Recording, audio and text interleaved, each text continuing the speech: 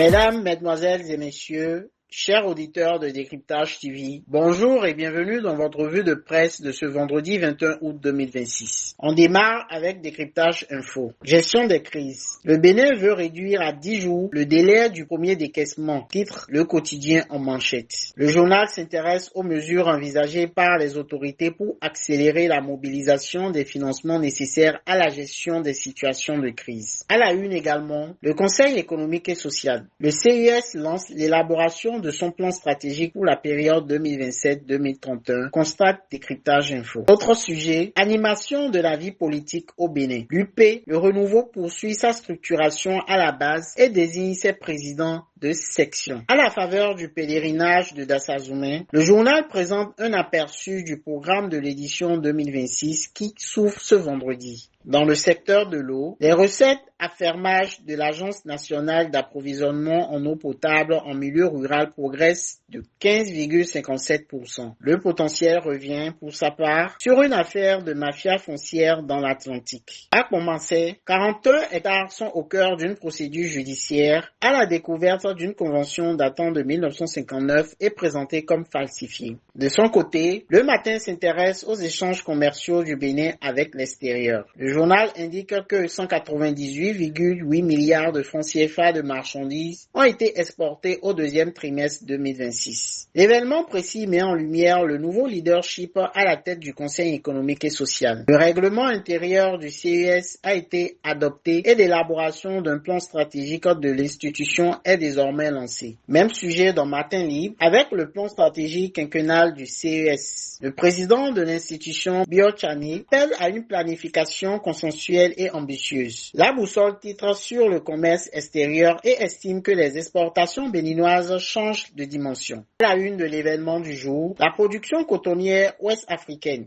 Le journal souligne que l'or blanc béninois occupe la première place dans la sous-région. Le grand jury s'intéresse au renouvellement des instances de l'Association nationale des communes du Bénin, la NCB. À cette occasion, le maire Nathanaël Coty est porté à la tête de la commission chargée des affaires économiques et des finances locales. L'emblème du jour revient sur la vie politique avec l'UP, le renouveau, qui consolide son organisation à la base. Le journal annonce la désignation des présidents de section, une décision attribuée au président du parti, Joseph Fifame Djogbenou. Dans le domaine sportif, le journal Oro annonce le lancement du tournoi CAK 2026 dans la commune de Ouida. Claude Agassounon donnera le coup d'envoi de la compétition ce vendredi à Savi-Koueton. Le matinal revient également sur l'animation de la vie politique. Le quotidien évoque les démocrates à l'épreuve de la réorganisation avec les défis liés à la restructuration du parti. Dans le registre social, le défi information annonce la cérémonie d'ouverture d'un atelier à l'Okosa à Djacomé. Le centre Persévérance multiservice de Séverin Eda y ouvre son nouveau siège avec l'appui de l'agence belge de développement Enabel. On termine avec le Télégramme qui rapporte les premières déclarations de Steve Amoussou après sa sortie de prison. Aux alentours de 6h30, il aurait déclaré être désormais un citoyen libre, en bonne santé et a rendu grâce pour cette nouvelle étape. Voilà qui met un terme à cette revue de presse. Merci de l'avoir suivi.